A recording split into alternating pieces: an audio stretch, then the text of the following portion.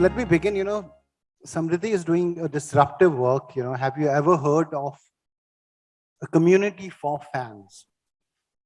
So far, fans were reduced to likes and shares, but she's trying to bring in some real value for the fans. We'll get into that conversation.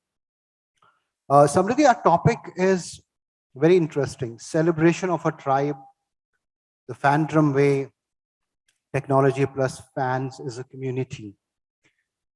Tell our listeners first and the people who are present here, what is tribe? What do we mean by celebrating tribe? Thank you, Rohit. Thank you, everyone. I hope everyone had a good lunch.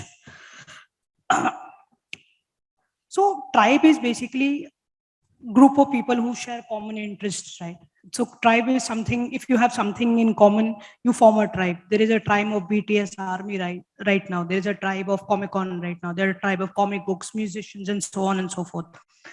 Something when some people share common interest towards the liking, they form a group uh, and popularize it through their common liking and spend their social equity promoting it. They form a tribe, right? There's usually a tribe leader who's called a heretic. So heretic is a person who leads a tribe. It's a very small form community. They don't want to have a very large community. They want to have a small community, but which believes in their purpose and a cause. So here on Fandrum, the whole idea is to build the tribe of fans who are here for a purpose, who need to be celebrated and acknowledged at a larger platform. There are already so many platforms for fans. They have Facebook pages, they have Instagram accounts, Twitter, they're all over. How does Fandrum, the coming of Fandrum's offering, change the things for fans? So Rohil, the whole thing is that social media identity has evolved, and so has the social media platforms. Earlier there was Orkut, in which you had anonymity. Yahoo Messenger. In which you had anonymity, where you were just asked ASL, age, sex, and location. Then came Orkut, which gave you a social identity. Then came Facebook, which helped you meet your friends and your family. But here, that was only limited to your social identity, the real world identity. You are your real self when you watch a content. That identity is still missing. So Fandom is trying to build the fan community and the real identity in the world of social media. See, we all are fans of one thing or the other, of course. I Okay. hope so. Of course, everyone is a fan of some music, some film, some sport, but fans have never got in return things. Do you agree with it? I And absolutely and do. and now, what tangible things do they get? What do fans get for being fans? So clearly, we have to understand the difference between an audience and a fan. Fan spends a lot of money, a lot of social equity. They build temples for their stars. They stand in queues outside. They do a lot of things. There's a lot of money and power in social equity or emotional equity that goes behind making of a fan. He's very, very different from an audience. So first of all, giving them and recognizing who's a fan, that's the first essence of this platform. How do we differentiate a fan from an audience? Fan create so much content around content. If any show has to become successful, the biggest differentiator is the virality of that factor on social media. That's the value proposition that right now any content measures, that how much viral the content has become. So here, people who are making that content viral for them, who are spending their money, who are spending their time, who are spending their energy behind making that content viral, that separates them from being an audience to a fan, right? So here is a platform which gives these fans an open platform to come and celebrate. The whole idea of fandom is to recognize, rejoice, and celebrate with the fans. And when I say rewards, they are not just tangible rewards, like cred or anything else is giving. Here we are giving rewards that money just can't buy for you. Maybe they can buy it for a rich person or a person who's not a fan but access to a lot of connections. But here, a person who's an actual fan will get access to walk down the red carpets, walk down, go to the award shows, go and meet their favorite celebrities, have an access to a shoot. The bigger power that a fan would have is to say what kind of content they want to watch. A fan sitting in any rural area will have an open audience to say, here is a platform that will decide that this is the content I want to watch. Only 5% of content is successful these days, right? The biggest difference is because fans are talking out loud and nobody is hearing them. So fandom gives content producers and fans both validation of what content they need to watch, and it's a 360-degree output for everyone, Right. And I'm sure the way it sounds, it's so easy, and there's so much to offer. I'm sure there's a backstory. Samriddhi herself comes from a media background. Since we are on a forum of disruptors, I want to understand, for the audience, how did you actually get into this? What triggered you? Were you yourself a fan who used to share so much and you got? My trigger is right there, my mother. Because I'm from the social media industry, the stars and access was never a problem, right? But she was a big fan and she always wanted to see all the shows, and the excitement level in her just to sit around a show. And these people come from an upper middle class families, but and still the fanatics, they want to sit on the shows which we don't even bother to when we are not shooting to go even, spend 10 hours sitting on a shoot and giving them the best time. That's where we realize that there is much more to just a viewer, and the fan has to have an access to this. She and all her friends. My only job in my media career was to entertain her and our friends to all these studios. That was my main job. That's where we realize at the crux that this needs to be celebrated. The fans should get the real power to access what they really like and what they spend their monies behind. And there has to be some method to the madness, which we want to put out to the world. That content should be produced, and the content making should also go in the part of the fans. Right now only 10 to 15 people in the whole ecosystem are running the entire TV industry, right? That's why we are seeing the content cost is going up and the success rate of content is coming down. So we have to open it to the world. It's a creator's economy. Anybody with the right content idea should have an open opportunity to make that content. So what has been your biggest achievement so far? How has it panned out? What has been the response in the market?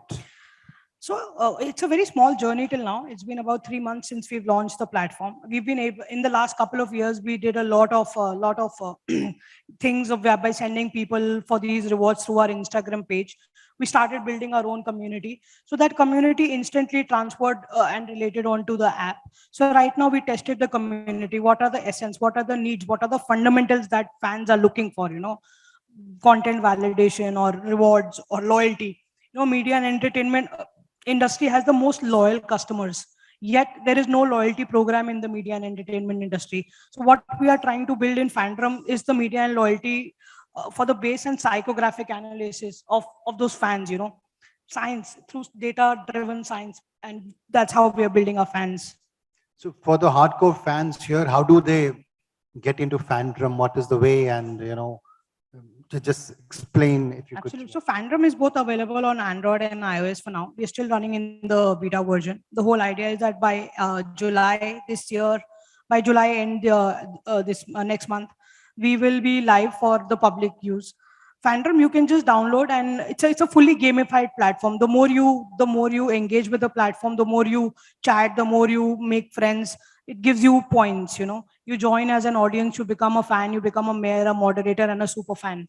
Those super fans have all the access to all these celebrities, and a super fan is recognized by the celebrity and the fandom that he takes care of. So instead of a celebrity, we want to celebrate the super fan, because there is no fan, there is no celebrity if there are no fans, right?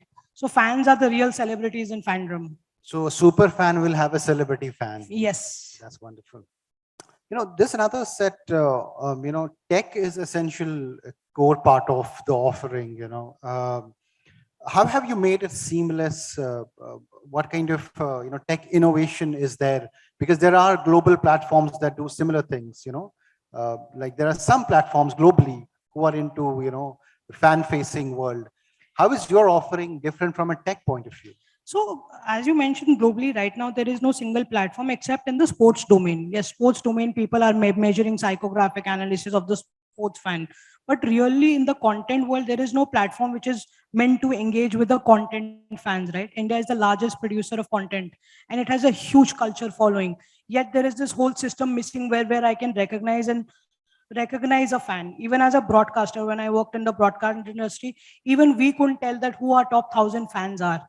If we know our top 1,000 fans, at least we can make the content right for them. And this is data driven science, and that dictates through our engines that we want to build in Fandom, help content reach out to better audience, to the right audience, and the right content being made.